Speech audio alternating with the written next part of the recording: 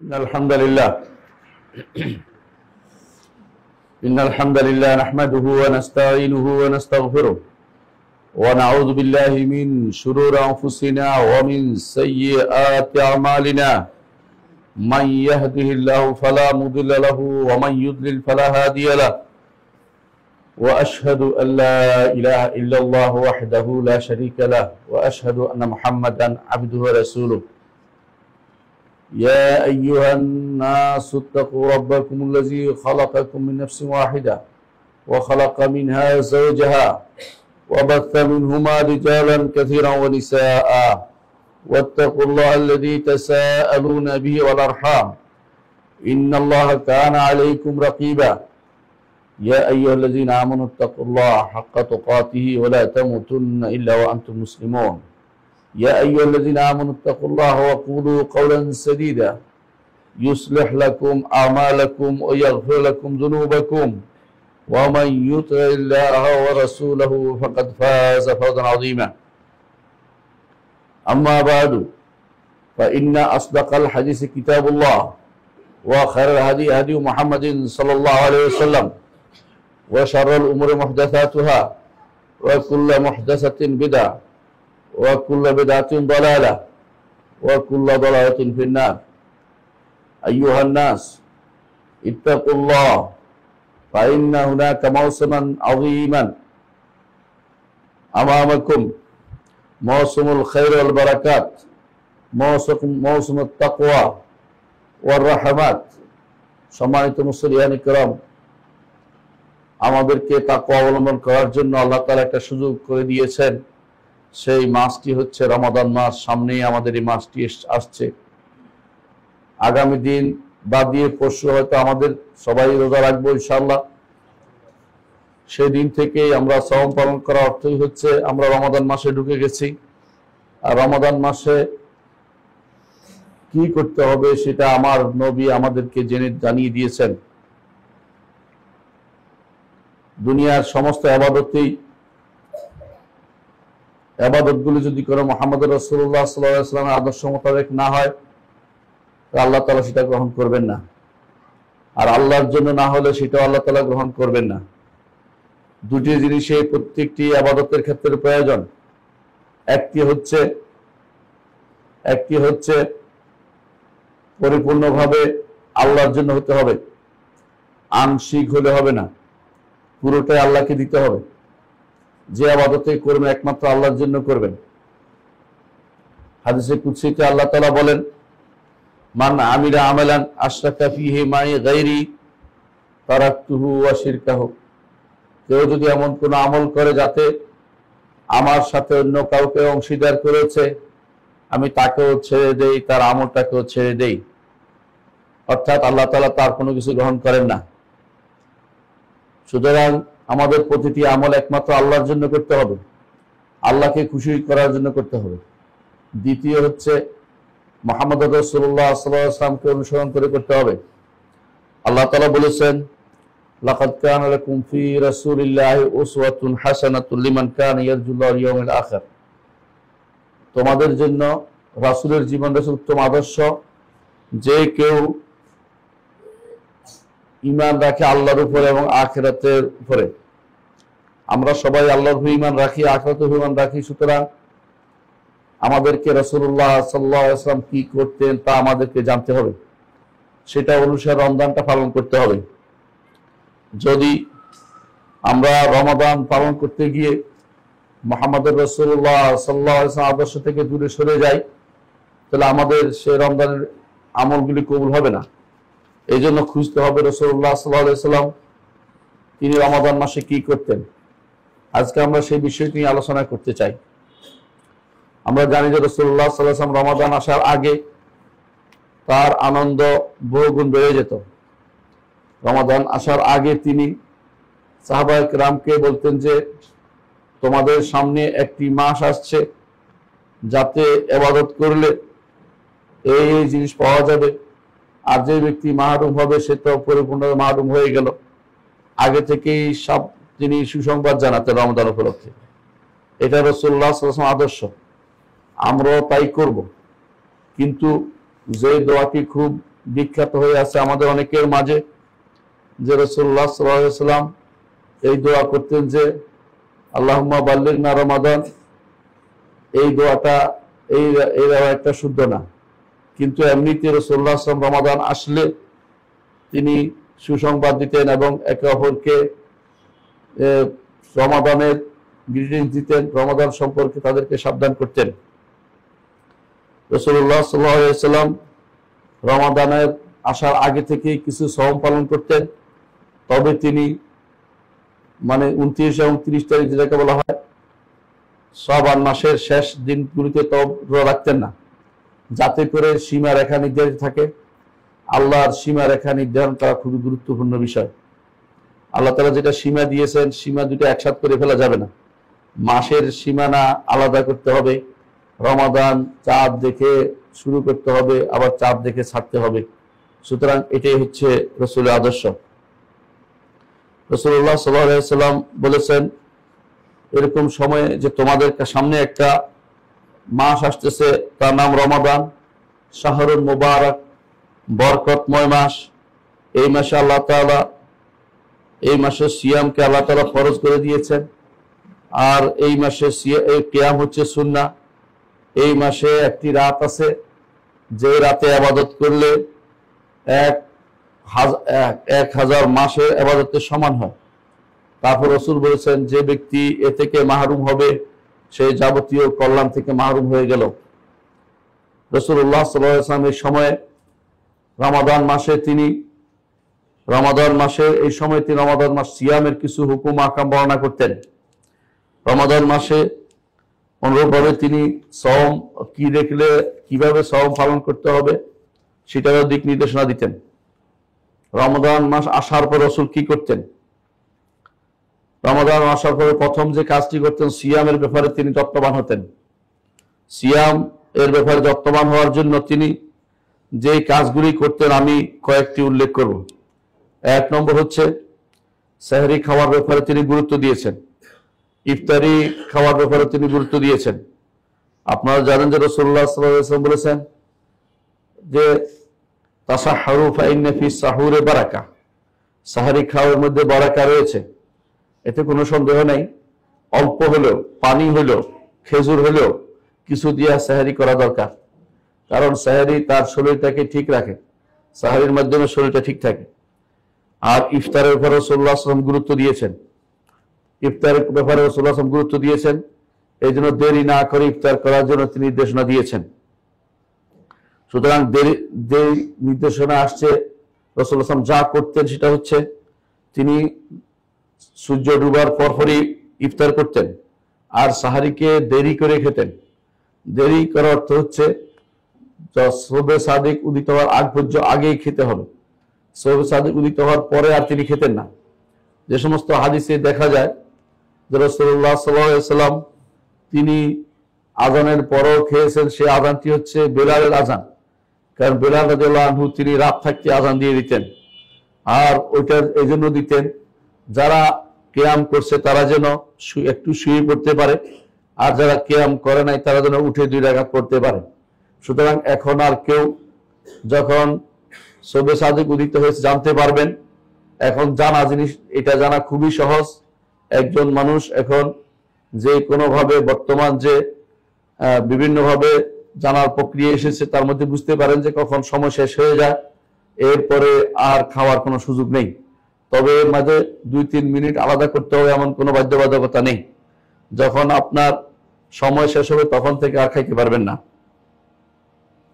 রাসূলুল্লাহ সাল্লাল্লাহু আলাইহি ওয়াসাল্লাম ইফতারির ব্যাপারে গুরুত্ব দিয়েছেন, এই জন্য তিনি ইফতারি করতেন কাঁচা খেজুরে, যদি না পারতেন পাকা খেজুরে, যদি না পারতেন শুধু পানি দিয়ে তিনি ইফতারি করতেন। এবং এর ফলে তিনি আমাদেরকেও সেই নির্দেশনা জানিয়েছেন যে হয় কাঁচা খেজুর, নয় পাকা খেজুর, আর না পাইলে পানি। সর্বশেষে রাসূলুল্লাহ সাল্লাল্লাহু আলাইহি ওয়াসাল্লাম তিনি তামার খেজুর দিয়েই সাহরি খাওয়ার কথা বলেছেন। যাদের সামর্থ্য থাকে তারা যেন খেজুর দিয়ে সাহরি করেন।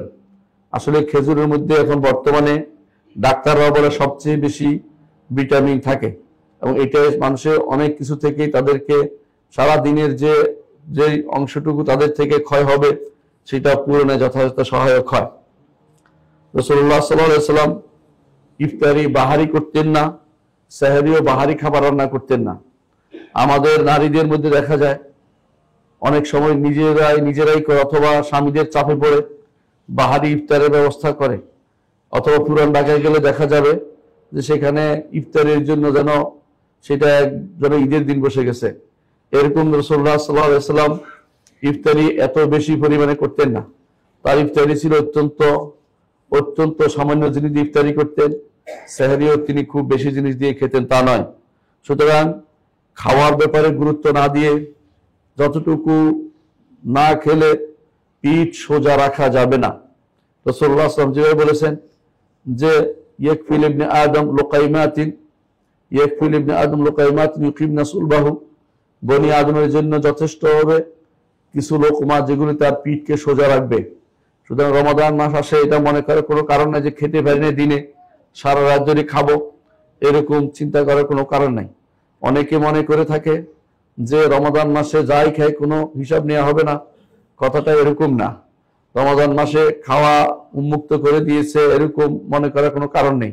রমাদান মাসে খাওয়া কমাতে হবে যাতে করে রমাদানের প্রকৃত উদ্দেশ্য আপনি হাসিল করতে পারেন। ষষ্ঠ, রাসূলুল্লাহ সাল্লাল্লাহু আলাইহি ওয়াসাল্লাম ইফতারির সময় দোয়া করতেন, যাহাবাদ দামা ওয়াবতাল্লাতুল উরুক ওয়া সাবাতাল আজরি ইনশাআল্লাহ। এই দোয়াটি করতেন। এই দোয়াটি কখন করতেন? ইফতার করার পরে করতেন, পানি বা খেজুর নেয়ার পরে করতেন। কি বলতেন? যাহাবাদ দামা, অর্থাৎ আমার পিপাসা চলে গেছে, ওয়াবতাল্লাতুল উরুক, আমার শিরাগুলো আবার ভিজে গেছে, ওয়া সাবাতাল আজরু ইনশাআল্লাহ, এবং আমার সওয়াব ইনশাআল্লাহ স্থায়ী হয়ে গেছে। সওয়াবটা তিনি রাখার ব্যাপারে গুরুত্ব দিয়েছেন। রমাদান অবস্থায় রাসূলুল্লাহ সাল্লাল্লাহু আলাইহি ওয়াসাল্লাম মিসওয়াক করতেন। রমাদান অবস্থায় রাসূলুল্লাহ মিসওয়াক করতেন। হাদিসে এসে রাসূলুল্লাহ সাল্লাল্লাহু আলাইহি ওয়াসাল্লাম সম্পর্কে সাহাবী বলছেন, আমি রাসূলুল্লাহ সাল্লাল্লাহু আলাইহি ওয়াসাল্লামকে এত বেশি পরিমাণ রমাদান অবস্থায় মিসওয়াক করতে দেখেছি যে তা গুণে শেষ করতে পারবো না। অর্থাৎ রমাদানের সিয়াম অবস্থায় রাসূলুল্লাহ সাল্লাল্লাহু আলাইহি ওয়াসাল্লাম মিসওয়াক করতেন। সুতরাং সকাল বিকাল নয়, মিসওয়াক করবেন।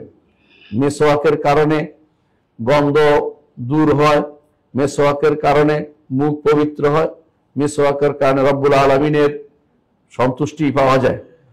রোজাদারের না খাওয়া জনিত গন্ধ যেটা, এটা মিসওয়াকের দ্বারা উদ্দেশ্য নয়, সাধারণ মুখের গন্ধ উদ্দেশ্য নয়।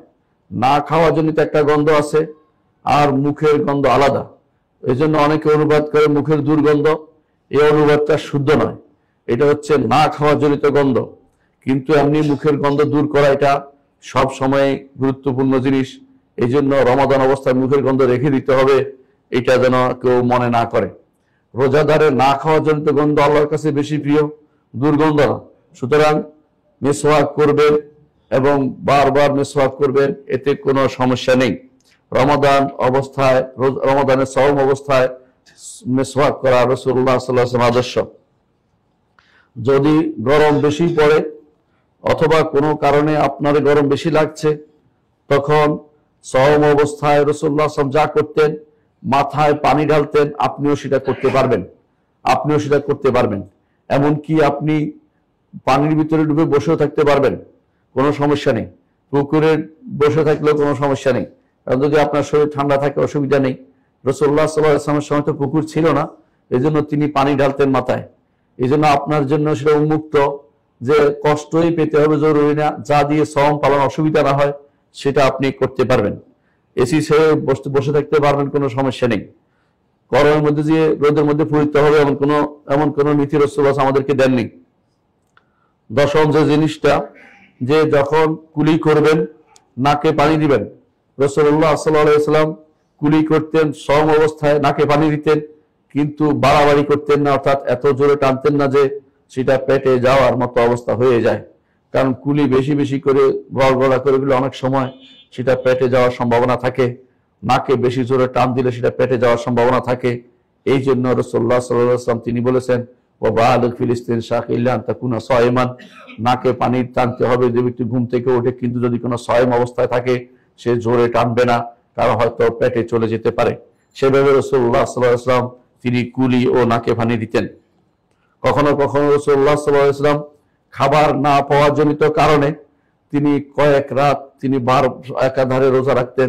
রমাদান মাসে যেহেতু তাদের খাবারের অভাব ছিল, সেজন্য কোনো খাবার অভাব হলেও সওম পালন করা বন্ধ করতে পারবেন না। কোনো কারণে সওম পালন করতেই হবে, রাসূলুল্লাহ সাল্লাল্লাহু আলাইহি ওয়াসাল্লাম যেভাবে করতেন। রাসূলুল্লাহ সাল্লাল্লাহু আলাইহি ওয়াসাল্লাম তিনি রমাদান মাসে সফর করতেন। তার সফরগুলি বেশিরভাগ সবগুলি ছিল আল্লাহর জন্য এবং আল্লাহর সন্তুষ্টির জন্য। কোনটা ছিল যুদ্ধের জন্য, কোনটা ছিল হজের জন্য, কোনটা উমরার জন্য। এই সফরগুলি রাসূলুল্লাহ সাল্লাল্লাহু আলাইহি ওয়াসাল্লাম তিনি একদিকে কখনো সওম পালন করেছেন, কখনো তিনি ইফতারও করেছেন, অর্থাৎ কখনো রোজা ভাঙছেন, কখনো রোজা তিনি রেখেছেন। সুতরাং যার যেটা সুবিধা হয় সেটা আপনিও করতে পারবেন।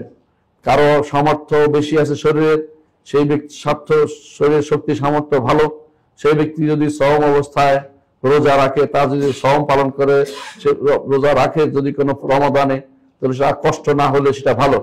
আর কষ্ট হলে তিনি ভাঙতে পারবেন, পরবর্তীতে সেটা পূরণ করতে হবে তাকে। রাসূলুল্লাহ সাল্লাল্লাহু আলাইহি ওয়াসাল্লাম তিনি সওম থেকে বের হওয়ার জন্য যতক্ষণ পর্যন্ত চাঁদ না দেখছেন ততক্ষণ পর্যন্ত তিনি সওম থেকে বের হতেন না। অর্থাৎ তিনি রমাদান থেকে বের হওয়ার জন্য ঈদের চাঁদ দেখাটা এনশিওর করে তারপর তিনি বের হতেন। না হলে তিনি বলেছেন যে রমাদান মাসকে 30 দিন পূর্ণ করতে, কারণ 31 দিন রমাদান হয় না। এ হচ্ছে রাসূলুল্লাহ সাল্লাল্লাহু আলাইহি ওয়াসাল্লামের সওমের আদর্শ, কিভাবে তিনি সওম পালন করতেন। রাসূলুল্লাহ সাল্লাল্লাহু আলাইহি ওয়াসাল্লাম কিভাবে কিয়াম করতেন, রাসূলুল্লাহ সাল্লাল্লাহু আলাইহি ওয়াসাল্লাম কিভাবে কিয়াম করতেন, কিয়াম ও রমাদানের কিয়াম কিভাবে করতেন, তিনি বিভিন্ন রকম করতেন। কিয়ামে রমজানের বিভিন্ন রকমের কিয়াম করেছেন, অর্থাৎ প্রথম রাত্রিতে কখনো পড়েছেন, মাঝ রাত্রিতে কখনো পড়েছেন, শেষ রাত্রিতে কখনো পড়েছেন। এটাও হাদিস দ্বারা সাব্যস্ত। এমনকি রাসূলুল্লাহ সাল্লাল্লাহু আলাইহি ওয়াসাল্লাম তিনি শেষ দশক যখন আসতো তখন তিনি পুরোপুরি ঘুমাতেন না, সারা রাত ধরে তিনি কিয়ামুল লাইল আদায় করতেন। এই জন্য শেষ দশক আসলে আমাদেরও সেই প্রচেষ্টা থাকা উচিত যাতে করে আমরা কিয়ামুল লাইল যথাযথভাবে আদায় করি রাসূলের অনুসরণ করে। তবে রাসূলুল্লাহ সাল্লাল্লাহু আলাইহি ওয়াসাল্লাম কখনো রমাদান ছাড়া কখনো তিনি সারা রাত দাঁড়াতেন না। যে রমাদান ছাড়া ঘুম বাদ দিয়ে সারা রাত ইবাদত করা, এটা রাসূলুল্লাহ সাল্লাল্লাহু আলাইহি ওয়াসাল্লাম আদর্শ নয়। এটা রাসূলুল্লাহ সাল্লাল্লাহু আলাইহি ওয়াসাল্লাম আদর্শ নয়। কারণ রাসূলুল্লাহ সাল্লাল্লাহু আলাইহি ওয়াসাল্লাম বলেছেন, ফাইন্না লিজাসাদিকা আলাইকা হাক্কান, তোমার শরীরে তোমার হক আছে, শরীরের হকটাকে ফাআতু কুল্লাযী হাক্কিন হাক্কা, প্রত্যেকের হক তুমি আদায় করবে। সুতরাং অন্য সময় তিনি সেটা করতেন না, কিন্তু মৌসুম যেহেতু ইবাদতের মৌসুম, সওয়াব কামানোর মৌসুম এবং হাজার রাত্রি পাওয়ার মৌসুম, শেষ দশক, সুতরাং রাসূলুল্লাহ সাল্লাল্লাহু আলাইহি ওয়াসাল্লাম এই সময়ে তিনি নিজে দাঁড়াতেন এবং সাহাবায়ে কেরামকে দাঁড় করাতেন, পরিবারকে দাঁড় করাতেন এবং সবাইকে উৎসাহ দিতেন। এটা রাসূলুল্লাহ সাল্লাল্লাহু আলাইহি ওয়াসাল্লাম আদর্শ ছিল। শেষ দশকে তিনি খুব কমই ঘুমাতেন। শেষ দশকে 10টি রাত এই জন্য গুরুত্বের সাথে নিয়ে ইবাদতে কিয়ামের মধ্যে কাটাতে হবে। এই কিয়াম শুধু দাঁড়িয়ে থাকা নয়, সালাত আদায় করা, এটা হচ্ছে কিয়াম। যত বেশি সালাত আদায় করবেন আল্লাহর কাছে তত বেশি প্রিয় হতে পারবেন।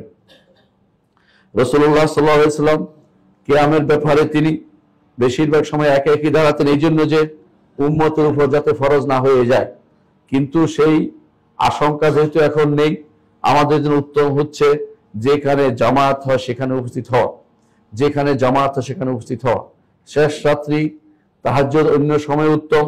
রমাদান মাসে যদি কোথাও জামাত পাওয়া যায়, জামাতের সাথে পড়াটা উত্তম। তবে শেষ রাত্রি ভুলে গেলে চলবে না। শেষ রাত্রি আবার আপনি পড়তে পারবেন নামাজ, রমাদান মাসে অথবা কিয়ামুল লাইলের নির্দিষ্ট কোনো সংখ্যায় সীমাবদ্ধ নয়। কিয়ামুল লাইলের ব্যাপারে রাসূলুল্লাহ সাল্লাল্লাহু আলাইহি ওয়াসাল্লাম উন্মুক্ত কথা বলেছেন, সালাতুল লাইলি মাসনা ওয়া মাসনা, রাতের সালাত 2 রাকাত করে। তারপর যখন তোমরা আশঙ্কা করবে পড়তে পড়তে যে ফজর সুবহ সাদিক এসে যাচ্ছে, তখন 1 রাকাত পড়ে ভিতির বানিয়ে নিবে। সুতরাং সংখ্যা নির্ধারণ বিষয়টি আসছে না। সমাধানের বিষয়ে রাসূলুল্লাহ সাল্লাল্লাহু আলাইহি ওয়াসাল্লাম নিজে তিনি যে রাত্রিগুলোতে সাহাবায়ে কেরামদের সাথে পড়েছেন, সে রাত্রিগুলি কত রাকাত পড়েছেন সেটা আমাদের কাছে কোনো জ্ঞান নেই। তবে তিনি একা একই যখন পড়তেন, আয়েশা রাদিয়াল্লাহু আনহা বলেন যে তিনি কখনো 8 রাকাতের বেশি পড়তেন না, অর্থাৎ তিনি বেশিরভাগ সময় 11 রাকাত পড়তেন। 8 এবং 3 রাকাত এটা রাসূলুল্লাহ সাল্লাল্লাহু আলাইহি ওয়াসাল্লামের আদর্শ ছিল। এটা স্বাভাবিক, কারণ আপনারা জানেন যে রাসূলুল্লাহ সাল্লাল্লাহু আলাইহি ওয়াসাল্লাম কোনো আমল করলে সেটাকে সবসময় করার চেষ্টা করতেন, সেই জন্য তিনি 11 রাকাত সবসময় পালন করতেন। আর এইটাই রাসূলের আদর্শ ছিল, তিনি যেটাই করতেন এটা বারবার করতেন। কিন্তু এটা নিয়ে বাড়াবাড়ি করা যাবে না, এটা নিয়ে বাড়াবাড়ি করা যাবে না। কেউ যদি কোনো 8 রাকাত পড়ে সেটাও সুন্নত, কেউ যদি কোনো বেশি পড়ে সংখ্যা নির্ধারণ না করে সেটাও রাসূলের আদর্শ। রাসূলুল্লাহ সাল্লাল্লাহু আলাইহি ওয়াসাল্লাম তিনি অনুমোদন করেছেন সাহাবায়ে কেরামকে দেখতেন বেশি বেশি কিয়ামুল লাইল করত, তিনি তাদেরকে তিনি নিষেধ করেন নাই, বরং তাদেরকে সবসময় তিনি বলতেন আলাইকুম বিমা তুতিকুন, যা পারো সেটা করবে, যখন ঘুম এসে যাবে তখন ঘুমিয়ে যাবে, এভাবে তিনি দিক নির্দেশনা দিতেন। এই জন্য কোনো সংখ্যা নির্ধারণ না করে যতটুকু পারা যায় ততটুকু পড়বে। যদি কোরআনে কারীম নিয়ে দাঁড়াতে সুবিধা হয় এবং সংখ্যা নির্ধারণ কোন রাষ্ট্রের পক্ষ থেকে করে দেওয়া হয় অথবা কোনো কমিটির পক্ষ থেকে করে দেওয়া হয়, সেটাতে দোষের কিছু নেই, সেটাও দোষের কিছু নয়। যুগ যুগ ধরে খলিফারা নির্ধারণ করে দিতেন, যুগ যুগ ধরে শাসকরা নির্ধারণ করে দিতেন, তাতেও কোনো অসুবিধা নেই। সুতরাং এই সলাতুল কিয়ামুল লাইল কয় রাকাত পড়বেন এ নিয়ে কোনো ঝগড়া যেন আমাদের ভাইদের মধ্যে না থাকে, বরং যে যতটুকু পারেন ততটুকু পড়বেন। এটাই হচ্ছে রাসূলুল্লাহ সাল্লাল্লাহু আলাইহি ওয়াসাল্লাম আদর্শ। রাসূলুল্লাহ সাল্লাল্লাহু আলাইহি ওয়াসাল্লাম তিনি কিছুদিন জামাতে পড়েছেন, আপনারা জানেন, কয়েকদিন। তারপরে তিনি আবার ঘরে চলে গেছেন, যে সাহাবায়ে অপেক্ষা করছেন, তিনি বের হন নাই। কেন বের হননি? তিনি আশঙ্কা করছিলেন যে আমাদের উপরে সেটা ফরজ করে দেওয়া হবে। রাসূলুল্লাহ সাল্লাল্লাহু আলাইহি ওয়াসাল্লাম কিয়ামুল লাইল তিনি লম্বা কেরাত দিয়ে পড়তেন, অর্থাৎ লম্বা সূরা পড়তেন। এক বর্ণনায় আপনারা জানেন যে রাসূলুল্লাহ সাল্লাল্লাহু আলাইহি ওয়াসাল্লাম সূরা বাকারা পড়েছেন এক রাকাতে, সূরা বাকারা শেষ করার পরে তিনি সূরা নিসা পড়েছেন, তারপর সূরা আলে ইমরান পড়া শুরু করেছেন। সাহাবী তিনি পিছনে আর দাঁড়িয়ে থাকতে না পেরে তিনি আশা করছিলেন যদি রাসূল তাড়াতাড়ি রুকু করত, অর্থাৎ তিনি দাঁড়াতে পারছিলেন না, এত কঠিন লম্বা সময় তিনি দাঁড়াতেন। এর অর্থ হচ্ছে সাহাবায়ে কেরাম রাসূলের সাথে, রাসূল যেভাবে দাঁড়িয়েছে লম্বা টাইম, যে 3 দিনের মধ্যে বলা হয়েছে রাসূল এত লম্বা টাইম লম্বা কেরাত পড়েছেন যে সাহাবাই বলতেছেন আমরা ভয় পেয়ে গেছিলাম যে আমরা যেন সেহরি খাওয়ার সময় পাবো না। সুতরাং লম্বা কেরাত পড়াটা এটা একটা আদর্শ।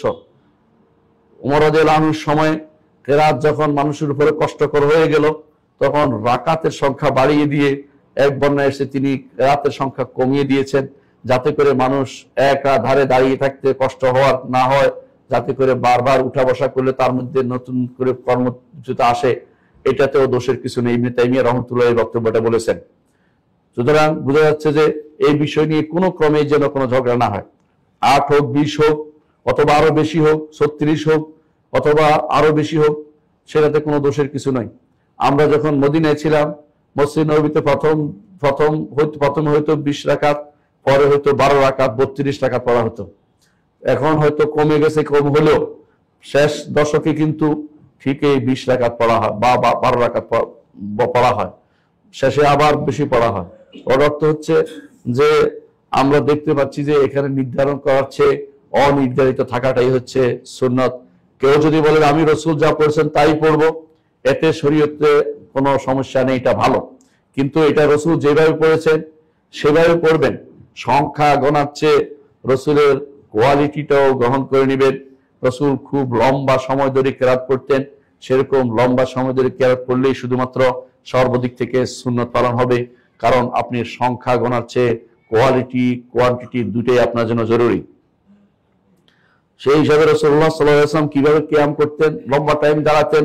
আয়েশা রাদিয়াল্লাহু আনহা বলেন লা তাসআল হুসনিহিন্না, রাসূল প্রথমে 4 রাকাত পড়তেন, 2 রাকাত করে 4 রাকাত পড়তেন। তুমি আমাকে জিজ্ঞাসা করো না তার সুন্দর, কত সুন্দর করে তিনি 4 রাকাত নামাজ পড়েছেন।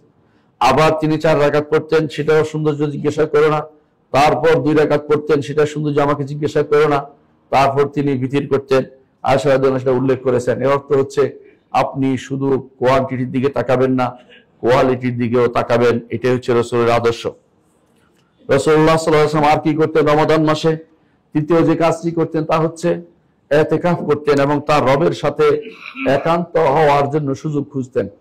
এই একটা সুযোগ, রমাদান মাস একটা সুযোগ, আপনার রবের সাথে একান্ত হওয়ার একটা সুযোগ।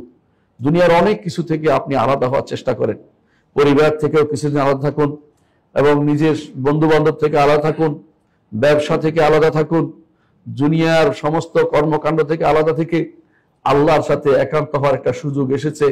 এই 10টি দিন দেন না আল্লাহর জন্য। আপনারা তো বহু জায়গায় যান, বিভিন্ন জায়গাতে খুঁজতে যান, আনন্দ খোঁজার জন্য, বিভিন্ন জায়গায় যান দেখার জন্য। ওসব বাদ দিয়ে 10টি দিন আল্লাহর জন্য দেন। এই 10টি দিন এই ইতিকাফে মসজিদে বসে যান। ইতিকাফে বসে কোনো কিছু গল্প নয়, কারো কোনো কিছু দার্স নয়, শুধু কোরআনে কারীম নিয়ে আপনি 10টি দিন কাটাবেন। কোরআনে কারীম নিয়ে 10টি দিন কাটাবেন, কোনো দার্স না, সব বাদ দিয়ে। অনেকে আছে মসজিদে বসে দুনিয়ার গল্প, অথবা বাজারের হিসাব, অথবা সংগঠনের হিসাব। এই সবগুলি হচ্ছে বাতিল কাজ। আপনাকে অবশ্যই মসজিদে বসে রমাদান মাসে মুহাম্মদ রাসূলুল্লাহ সাল্লাল্লাহু আলাইহি ওয়াসাল্লাম কিয়াম এবং কিরাতের মধ্যে কাটাতেন।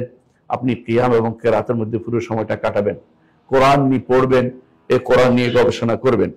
রাসূলুল্লাহ সাল্লাল্লাহু আলাইহি ওয়াসাল্লাম তিনি মদিনাতে যখন এসেছেন তখন থেকে প্রতি বছর রমাদানে ইতিকাফ করতেন। ইমাম বুখারী উল্লেখ করেছেন সে হাদিসটি। অনুরূপভাবে রাসূলুল্লাহ সাল্লাল্লাহু আলাইহি ওয়াসাল্লাম একবার তিনি শুরু করেছিলেন, প্রথম দশকের ইতিকাফ করেছেন। পরে ওই বছর তাকে জানানো হলো যে এই দশকে লাইলাতুল কদর নেই। তারপর তিনি দ্বিতীয় দশকে ইতিকাফ করেছেন, তাকে জানানো হলো যে এই দশকেও লাইলাতুল কদর নেই। তারপর তিনি তৃতীয় দশকে ইতিকাফ করেছেন, তখন রাসূল বললেন, যাকে জানানো হলো লাইলাতুল কদর, তিনি সেটা জানার পরে বের হয়েছেন মসজিদে সংবাদ দিবেন। এমন সময় দুইজনে ঝগড়া মিটাতে গিয়ে সেটা তিনি ভুলে গেলেন। তারপর তিনি বললেন এর মধ্যে কোনো কল্যাণ রয়েছে। তারপর তিনি বললেন শেষ দশকেই খোঁজো। তারপর তিনি বললেন যে সবচেয়ে বেশি আশা করা যায় বেজরের মধ্যে, তবে জোর যে হতে পারে না তাও না। এজন্য জোর বেজর উভয়টাই আমরা গুরুত্বের সাথে ইতিকাফ করে রমাদান মাসের ইতিকাফের মধ্যে অনেক সওয়াব যেমন পাবো, একদিকে আল্লাহর সাথে একান্ত হওয়ার সুযোগ, দ্বিতীয়ত এই সুযোগে আমরা কোরআনে কারীমকে তেলাওয়াত করতে পারবো। এই সুযোগে আমরা লাইলাতুল কদর খুঁজে পাবো। এই সবই আপনি শেষ দশকের মধ্যে পেয়ে যাবেন। এই জন্য কোরআনে কারীমে আল্লাহ তাআলা যে আয়াতটি যে কোরআনে কারীমে এসেছে, ওয়াল ফজর ওয়া লায়ালিন আশর, কেউ বলছেন যে এটা লাইলাতুল কদর খোঁজার 10টি রাতকে বলা হয়েছে। অন্যরা বলছেন না, এটা নয়, এটা হচ্ছে যুলহিজ্জার প্রথম 10 দিনের কথা বলা হয়েছে। তবে উভয় বক্তব্যই শুদ্ধ হতে পারে। আল্লাহ তাআলা কোনটা শপথ করেছেন তিনি শুধুমাত্র জানেন। সুতরাং এই 10 দিনের গুরুত্ব অপরিসীম। এইগুলিতে যে কোনোভাবে হোক আমরা যেন এগুলোতে ইতিকাফ করার চেষ্টা করি। রাসূলুল্লাহ সাল্লাল্লাহু আলাইহি ওয়াসাল্লাম কি করেছেন, তিনি মসজিদের মধ্যে একটা খিমা বেঁধেছেন, ছোট্ট একটা জায়গা করেছেন, যেখানে তিনি সৃষ্টির অন্য লোকদের থেকে আলাদা হয়ে যেতেন। এখানে তিনি একান্তভাবে তার রবের ইবাদত করতেন। ঈমানদার একটা সময় বের করতে হবে তার রবের সাথে একান্ত হওয়ার জন্য। একান্ত হলে তার চোখ দিয়ে পানি আসবে, সে চিন্তা করবে আমাকে কবরে যেতে হবে, কবরে কেউ আমার সাথী হবে না, হাসরের মাঠে আমাকে থাকতে হবে। আমার রব আমাকে যদি উদ্ধার না করে আমি এই বিপদ থেকে উদ্ধার পেতে পারবো না। আমার রবের কাছে আমাকে যেতে হবে, তার কাছে আমার সব হিসাব দিতে হবে। আমার রব একমাত্র আমার সবচেয়ে পরম সত্তা, যিনি আমাকে উদ্ধার করতে পারেন, যিনি আমাকে বাঁচাতে পারেন। একান্ত হলে অনেক কিছুই মনে হবে। এই জন্য রাসূলুল্লাহ সাল্লাল্লাহু আলাইহি ওয়াসাল্লাম হাদিসটি স্মরণ করুন, তিনি বলেছেন ওই ব্যক্তিকে আল্লাহ আরশের নিচে ছায়া দিবেন, যেই ব্যক্তি একান্ত হওয়ার পরে তার চোখ থেকে পানি পড়ে গেছে এবং সেই ব্যক্তি আল্লাহর ভয়ে একান্ত হয়ে চোখ থেকে পানি ছেড়ে দিয়েছে। আল্লাহ তাআলা তার জন্য আরশের নিচে ছায়া ব্যবস্থা করবেন। এই সুযোগ আপনি রমাদান মাসে নিতে পারেন, এই সুযোগ রমাদান মাসের শেষে নিতে পারেন।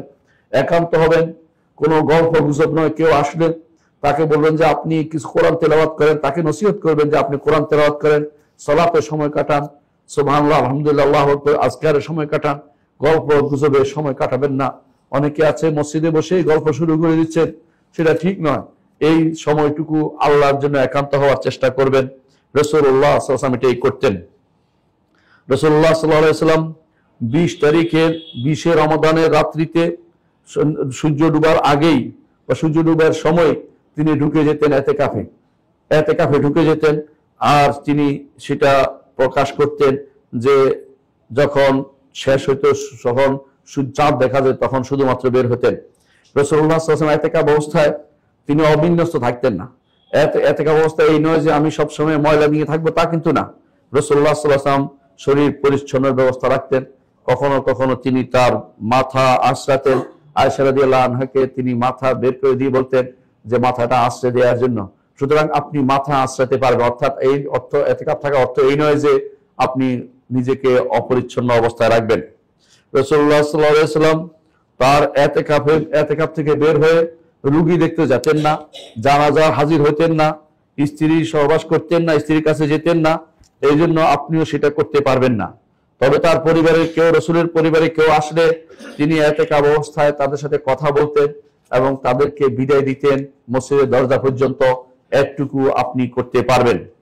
রাসূলুল্লাহ সাল্লাল্লাহু আলাইহি ওয়াসাল্লাম তিনি কোনো বিশেষ প্রয়োজন ছাড়া এতেকাফের জায়গা থেকে বের হতেন না।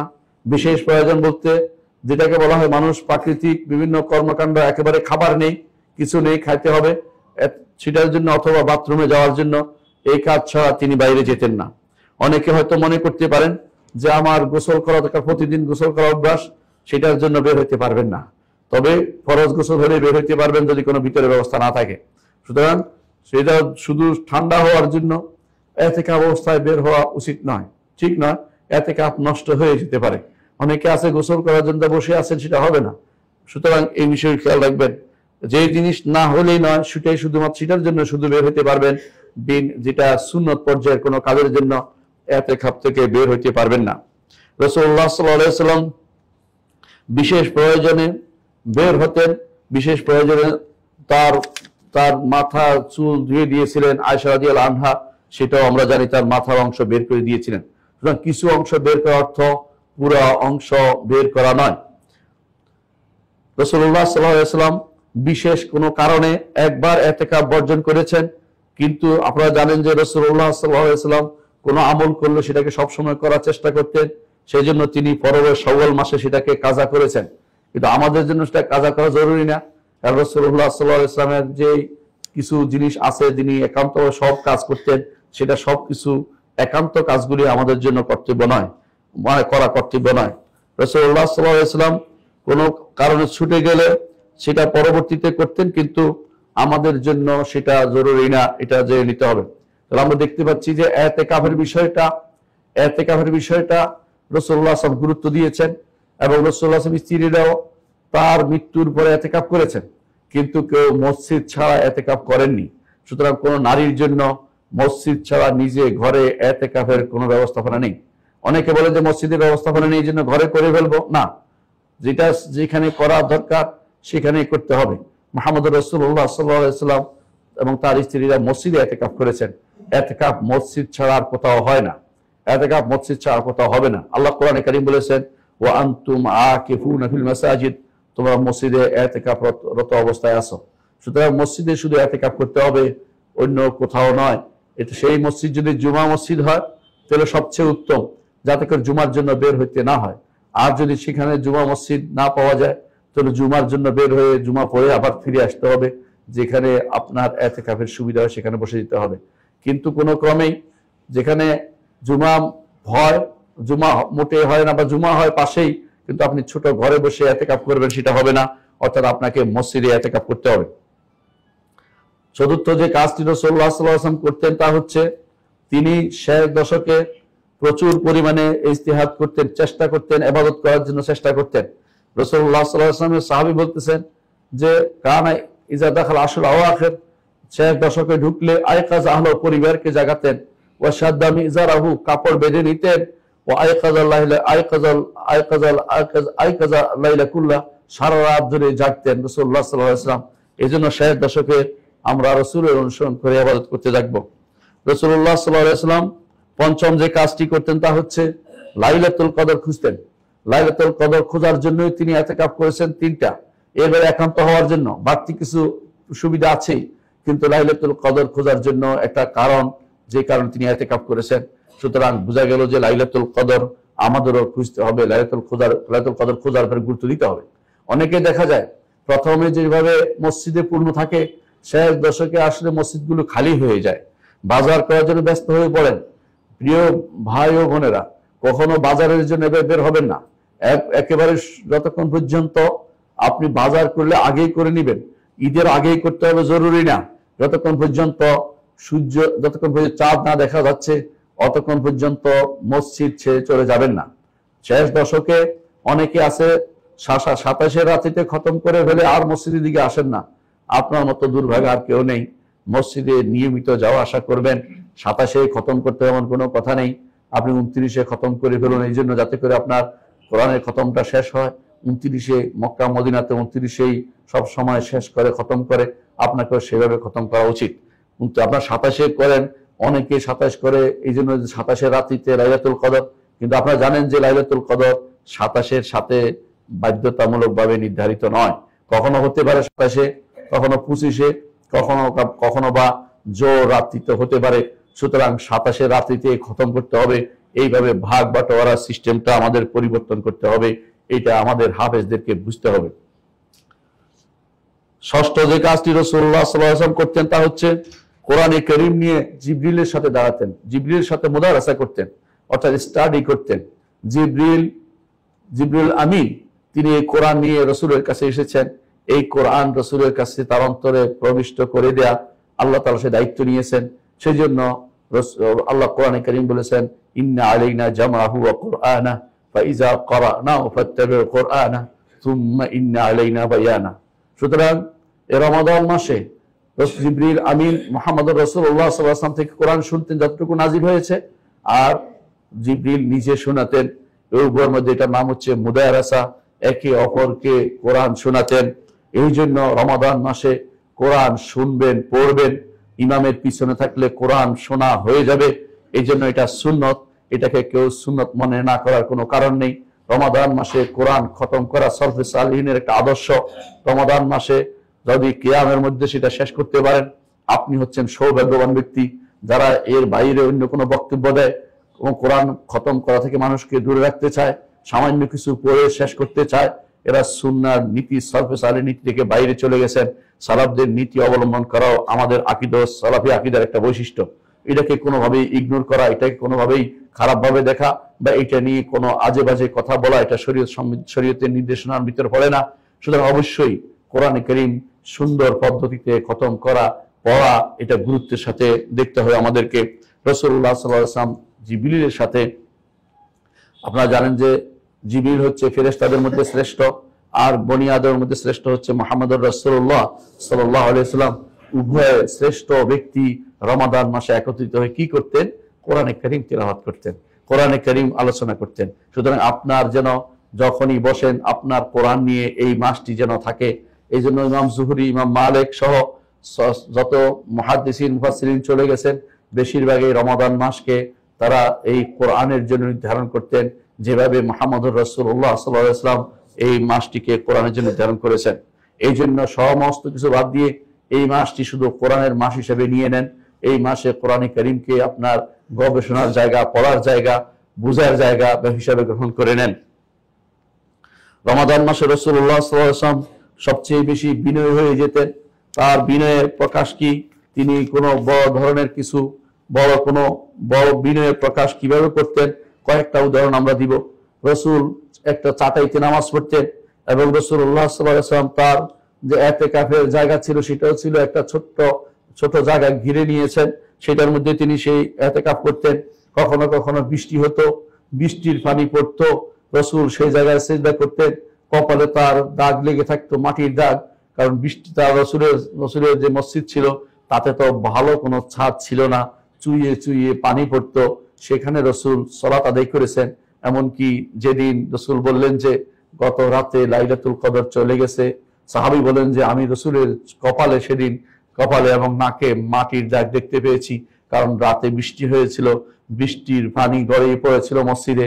রাসূল সেখানেই সালাত আদায় করেছেন। আমাদের দেশের মতো বাহারি যে সম্প্রদায় না দিলে নামাজে অনেকে আসে না, অনেকে বলে যে কোনো কার্পেট নাই, ওই নাই, সেই নাই, এত কিছু রাসূলুল্লাহ সাল্লাল্লাহু আলাইহি ওয়াসাল্লাম দেখতেন না। তার ইবাদতের জন্য জায়গা খুঁজতেন, যেখানে যে যাইতেন সেখানেই তিনি ইবাদতে লিপ্ত হতেন। এইভাবে বিনয় প্রকাশের সর্বোচ্চ পর্যায়ে আমার নবীর মধ্যে ছিল, সেটা অবশ্যই গ্রহণ করতে হবে আমাদেরকে। আরেকটি বিনয়ের প্রকাশ ছিল রাসূলুল্লাহ সাল্লাল্লাহু আলাইহি ওয়াসাল্লাম ইফতারির ক্ষেত্রে এবং সাহরির ক্ষেত্রে। আরেকটি বিনয় ছিল খাবার কম খাওয়ার ক্ষেত্রে। এগুলি সবই তার বিনয়ের পরিচয়। এই বিনয়টা অবশ্যই আমাদের গ্রহণ করে নিতে হবে। অষ্টম যে কাজটি রাসূলুল্লাহ সাল্লাল্লাহু আলাইহি ওয়াসাল্লাম করতেন তা হচ্ছে বেশি বেশি দান ও সদাকা করতেন। বেশি বেশি দান ও সদাকা করতেন। এবং হাদিসে আছে রাসূলুল্লাহ সাল্লাল্লাহু আলাইহি ওয়াসাল্লাম যখন জিবরিল তার সাথে সাক্ষাৎ করত, তিনি এত বেশি আনন্দিত হতেন যে তিনি অনবরত দান করতেন। এবং হাদিসে এসেছে যে তিনি প্রবাহিত বাতাসের চেয়েও বেশি তার দান মানুষের গায়ে পড়তো। অর্থাৎ তিনি প্রবাহিত বাতাস যেমন সবার গায়ে লাগে, সবাইকে তিনি দান এবং সদাকাতে শামিল করতেন। নবম যে কাজটি তিনি করেছেন, রমাদান মাসে যদি যুদ্ধের ঘোষণা আসে, রাসূলুল্লাহ সাল্লাল্লাহু আলাইহি ওয়াসাল্লাম সবার আগে রমাদান মাসে এই যুদ্ধগুলি করেছেন। বদরের যুদ্ধ হয়েছে রমাদান মাসে, ফতে মক্কা বিজয় হয়েছে রমাদান মাসে, তাবুকের যুদ্ধ হয়েছে রমাদান মাসে। অনুরূপভাবে হামজা রাদিয়াল্লাহু আনহুর যে সারিয়া ছিল, অভিযান ছিল, সেটাও রমজান মাসে ছিল। পরবর্তীতে এই ধারাবাহিকতায় আল্লাহ তাআলা রমাদান মাসে মুসলিমদেরকে অনেকগুলো বিজয় দিয়েছেন। তার মধ্যে একটি হচ্ছে হিত্তিনের যুদ্ধ, যাতে শেখ ইসলাম ইবনে তাইমিয়া রাহমাতুল্লাহ অংশগ্রহণ করেছেন এবং অন্য যারা অংশগ্রহণ করেছে সবাই এই যুদ্ধে তাতারীদেরকে তারা হারিয়ে দিয়েছিল। এই কারণে আল্লাহ তাআলা এই রমাদান মাসে রাসূলুল্লাহ সাল্লাল্লাহু আলাইহি ওয়াসাল্লাম বেশি যুদ্ধ করতেন। এখানে আল্লাহর রহমত, বরকত এবং মাগফিরাতের মাস। এই মাস ভাগের মাস না, রহমত প্রথম 10, রহমত দ্বিতীয় 10, মাগফিরাত তৃতীয় 10, জাহান্নাম থেকে মুক্তি এই ভাগ নয়। প্রতিটি অংশে রহমত, প্রতিটি অংশে মাগফিরাত, প্রতিটি অংশে জাহান্নাম থেকে মুক্তি রয়েছে। সুতরাং এই মাসে আল্লাহ তাআলার পক্ষ থেকে জিহাদের যদি জিহাদের জন্য ঝান্ডা দাঁড়িয়ে যায়, বিশুদ্ধ ঝান্ডা, তখন তার পিছিয়ে জিহাদ করা ছিল রাসূলুল্লাহ সাল্লাল্লাহু আলাইহি ওয়াসাল্লাম আদর্শ। রাসূল নিজে জিহাদ করেছেন এবং অনেকগুলো যুগে যুগে যে সমস্ত বড় বড় যুদ্ধ হয়েছে বেশিরভাগই রমাদান মাসে হয়েছিল। রমাদান মাসে এই জিহাদে রাসূলুল্লাহ সাল্লাল্লাহু আলাইহি ওয়াসাল্লাম জিহাদ করতেন। এর অর্থ হচ্ছে একদিকে তিনি সওমের মধ্যে আছেন, একদিকে কিয়ামের মধ্যে আছেন, একদিকে তিনি আল্লাহর জন্য জানকে দিতেও প্রস্তুত ছিলেন। এই জন্য রমাদান মাসে নিজেকে আল্লাহর জন্য যে কোনো অবস্থা, যে কোনো কোরবানি দেওয়ার জন্য নিজেকে প্রস্তুত রাখতে হবে। 10 নম্বর যে কাজটি রাসূলুল্লাহ সাল্লাল্লাহু আলাইহি ওয়াসাল্লাম করতেন তা হচ্ছে রমাদান মাসে তিনি আহলে কিতাবদের, অর্থাৎ পূর্ববর্তী জাতিদের যেগুলিকে কিতাব দেওয়া হয়েছে তাদের কর্মকাণ্ডের বিপরীত কাজটি করতেন। আর যদি সেটা কাফের হয় তাদের বিরোধিতা তিনি করতেন, এতে কোনো সন্দেহ নেই। এমনকি যাদেরকে কিতাব দেওয়া হয়েছে তাদেরও বিরোধিতা তিনি করতেন। যেমন তিনি বলেছেন যে সাহারি খায় না, ইহুদিরা বা অন্যান্য আহলে কিতাবরা সাহারি খায় না, তোমাদের মধ্যে তাদের মধ্যে পার্থক্য যেন হয়, তোমরা সাহারি খাবে। অনুরূপভাবে তিনি বলেছেন ইহুদিরা দেরি করে ইফতার করে, তোমরা তাড়াতাড়ি ইফতার করবে। তাড়াতাড়ি খাওয়া বুঝাচ্ছি না, তাড়াতাড়ি বুঝাচ্ছি সূর্য ডুবার পর দেরি না করে ইফতারি করা। এবং রাসূলুল্লাহ সাল্লাল্লাহু আলাইহি ওয়াসাল্লাম এটার উদ্দেশ্য তিনি বলেও দিয়েছেন, ইহুদিরা দেরি করে। ইহুদিদের দোসর যারা আছে শিয়ারা, তারাও এখন দেরি করে ইফতারি করে। এই জন্য তাদের এই বেদাতীদের পথ থেকে আমাদের দূরে থাকতে হবে। ইফতারি সময় মতোই করে ফেলতে হবে। যখনই সূর্য ডুবে শিওর হবেন তখন ইফতার করবেন। তবে তাড়াতাড়ি করতে গিয়ে অবশ্যই আপনাকে জানতে হবে সূর্য কখন ডুবছে আপনার এলাকায়, সেটা জেনে নিয়ে তারপরে শুধুমাত্র ইফতার করবেন। 11তম যে কাজটি রাসূলুল্লাহ সাল্লাল্লাহু আলাইহি ওয়াসাল্লাম করেছেন, জীবনের শেষ মুহূর্তে রমাদানে তিনি বেশি আমল আরো বাড়িয়ে দিয়েছেন। এই জন্য শেষ রমাদানে তিনি জীবনের শেষ রমজানে তিনি 20 রমজান ইতিকাফ করেছেন। 20 রমজান ইতিকাফ করেছেন, অর্থাৎ প্রথম দশকের পর থেকে তিনি ইতিকাফ শুরু করেছেন। 20 রমজান ইতিকাফ করেছেন। এই জন্য শুধু লাইলাতুল কদরের জন্যই ইতিকাফ নয়, বোঝা গেল যে আল্লাহর সাথে একান্ত হওয়ার জন্য একটা সুযোগ ইতিকাফ, সেই জন্য তিনি ইতিকাফ করেছেন। রাসূলুল্লাহ সাল্লাল্লাহু আলাইহি ওয়াসাল্লাম শেষে আরো কোরআনে কারীমকে 2 বার, যখন জীবনের শেষ মুহূর্তে এসেছে, যেই বছর তিনি দুনিয়া থেকে চলে গেছেন, সেই বছর তিনি 2 বার কোরআনে কারীমকে জিবরিলের সাথে খতম করেছেন, পড়িয়েছেন। সুতরাং বোঝা গেল কোরআনে কারীমকে খতম করা সেটা একটা আদর্শ, যেটা রাসূলুল্লাহ সাল্লাল্লাহু আলাইহি ওয়াসাল্লাম রমাদান মাসে করতেন, এবং এটার উপরে চলাটাই হচ্ছে সালাফদের নীতি। এই নিয়ে অন্য কোনো কথা বলা আসলে শুদ্ধ নয়। রাসূলুল্লাহ সাল্লাল্লাহু আলাইহি ওয়াসাল্লাম রমাদান মাসে তার স্ত্রীদের সাথে কি করতেন?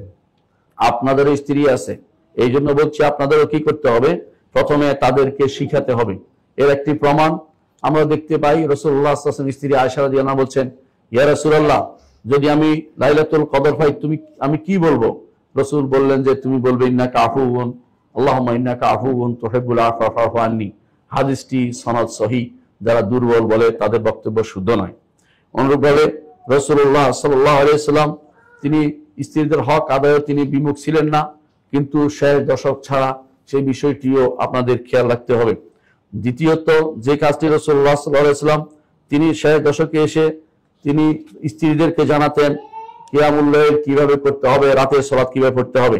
এবং তৃতীয়ত, স্ত্রীদেরকেও তিনি ইতিকাফের অনুমতি দিতেন।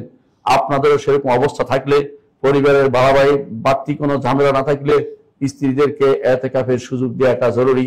মসজিদে কোনো ব্যবস্থা করতে পারলে সেটা ভালো, না হলে তাদেরকে ঘরে ইতিকাফের কোনো নিয়ম নেই, তখন তারা ঘরে থেকে ইতিকাফে মনে চিন্তা করবে ইতিকাফ পারলে আমি করতাম, নিয়তের কারণে তারা সওয়াব পাবে, কিন্তু তাদের সে অবস্থা নেই। তবে কোথাও যদি কোনো ব্যবস্থা থেকে যায়, সেখানে ইতিকাফ করা মেয়েদের জন্য সুন্নত, মসজিদে ইতিকাফ করা। রাসূলুল্লাহ সাল্লাল্লাহু আলাইহি ওয়াসাল্লাম স্ত্রীদেরকে সে অনুমতি দিতেন। রাসূলুল্লাহ সাল্লাল্লাহু আলাইহি ওয়াসাল্লাম তাদেরকে রমাদান ইতিকাফ অবস্থায় তাদের স্ত্রীদের সাথে ভালো ব্যবহার করতেন। তার স্ত্রীর সাথে যেমন তিনি আসতেন, সাফিয়া রাদিয়াল্লাহু আনহা একদিন আসছেন, এসে রাসূলের সাথে কথা বলেছেন, রাসূল তার সাথে কথা বলেছেন, এইটা নয় যে তুমি বেরিয়ে যাও, তুমি কেন আসছো মসজিদে, আমি এখানে ইতিকাফে আসি, গরম ধমক দিয়ে দাঁড়িয়ে দেন নাই, বরং উত্তম ব্যবহার তাদের সাথে করেছেন। রাসূলুল্লাহ সাল্লাল্লাহু আলাইহি ওয়াসাল্লাম তিনি তাদের সাথে রমাদান মাস এবং সবসময় স্ত্রীদের সাথে ভালো ব্যবহার করতেন। রমাদান মাস আসলে যেন খিটখিটে মেজাজ না হয়ে যান, সেটা আপনাকে খেয়াল রাখতে হবে।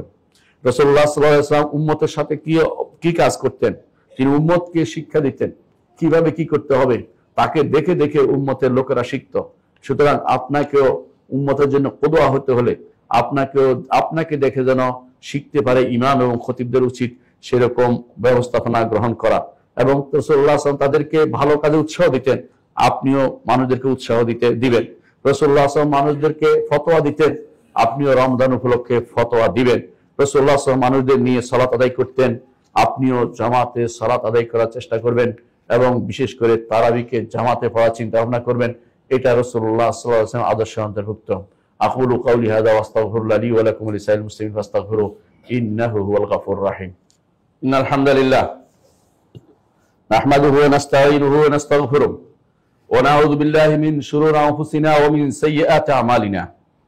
মান ইয়াহদিহিল্লাহু ফালা মুদিল্লা লাহু ওয়া মান ইউদ্লিল ফালা হাদিয়া লাহু।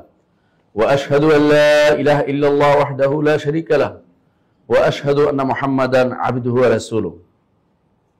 সম্মানিত মুসল্লিয়ান কিরাম, বলছিলাম রমাদান মাসে মুহাম্মদুর রাসূলুল্লাহ সাল্লাল্লাহু আলাইহি ওয়াসাল্লাম কি করতেন তার একটা চিত্র আপনাদের সামনে তুলে ধরার চেষ্টা করেছি। আপনার রমাদান যেন রাসূলের রমাদানের মতো হয়, আপনার কর্মকাণ্ডে যেন রাসূলুল্লাহ সাল্লাল্লাহু আলাইহি ওয়াসাল্লামের কর্মের মতো হয়। এই রমাদান মাসে আরেকটি কাজ বেশি বেশি করবেন। রাসূলুল্লাহ সাল্লাল্লাহু আলাইহি ওয়াসাল্লামের সময় তার হাতে পয়সা ছিল না, অভাব ছিল, তারপর দানের ক্ষেত্রে কমতি ছিল না। ঘরে আগুন না চললেও বাইরে কিন্তু দান করতেন বেশি।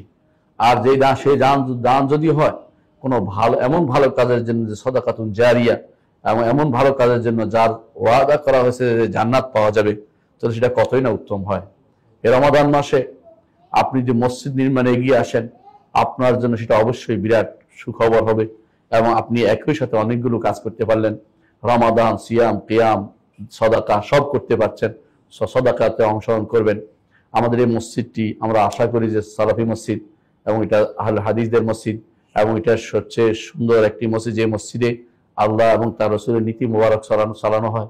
এই মসজিদটি নির্মাণে ব্যয় করতে আপনার কোনো হাত যেন বাধা না হয়, এই হাত যেন দরাজ হয়, এই হাত যেন আপনি উন্মুক্ত করেন। এই মসজিদের উপরে তালা ছাদগুলি হয়ে গেলে ধীরে ধীরে বাকিটা করা যাবে। একটি ছাদের কাজ আটকে আছে। রমাদান মাসে আপনাদের কাছে অনুরোধ থাকবে, কাউকে বলার দরকার নেই, নিজে এসে যতটুকু পারেন দান করে যান আখিরাতের একটি ঘর বানানোর জন্য।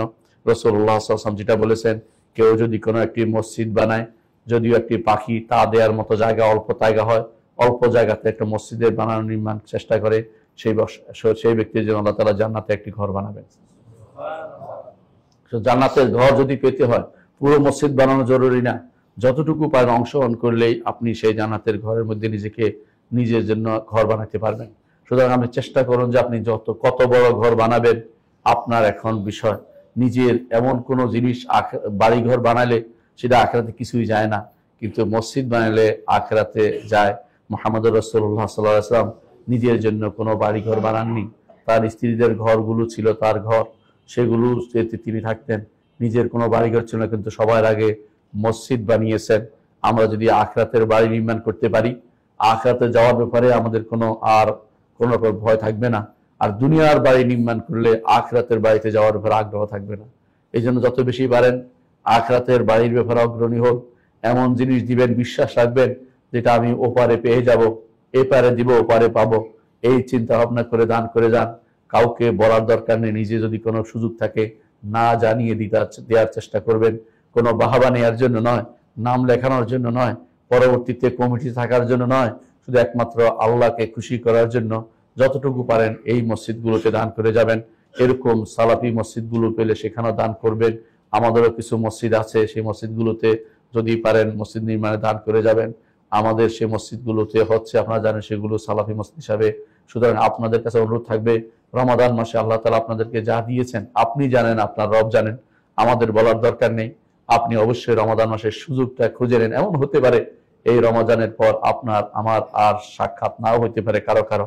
সুতরাং আপনি যেন এই রমাদান মাসটাকে যথাযথ কাজে লাগিয়ে যান, এবং এর পরবর্তী রমাদান পর্যন্ত আপনি হয়তো নাও পেতে পারেন। এই রমাদানে একটি রমাদান পাওয়া একটা সৌভাগ্যের বিষয়।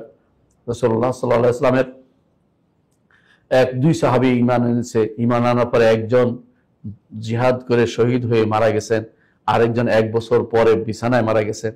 একজন তার দুইজনকে স্বপ্নে দেখলেন যে একজন যিনি পরে বিছানায় মারা গেছেন তার মর্যাদা অনেক উপরে। রাসূলুল্লাহ সাল্লাল্লাহু আলাইহি ওয়াসাল্লামের কাছে জিজ্ঞাসা করে, ইয়া রাসূলুল্লাহ, এই অবস্থা কেন হলো? সে তো আল্লাহর রাস্তায় জিহাদ করে মারা গেছেন।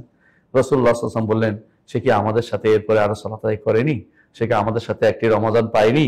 বুঝে গেল একটি রমাদান আমার জীবনের জন্য একটা বিরাট সৌভাগ্যের বিষয়। এই রমাদানে আমি যেন কিছু ভালো কাজ করে যেতে পারি, রমাদানে কিছু আমি পদক্ষেপ রেখে যেতে পারি যেগুলো আমার জন্য হাসরের দিন সাক্ষ্য দিতে পারে, আমার জন্য মুক্তির কারণ হতে পারে, আমার জন্য ঘরের ব্যবস্থা হতে পারে। সেই ব্যবস্থা যেন আমরা করতে পারি, আল্লাহর কাছে সে তৌফিক কামনা করছি। আলা ওয়া সাল্লু আলা সাইয়্যিদিল বাশারিয়া মুহাম্মদ ইবনে আব্দুল্লাহ।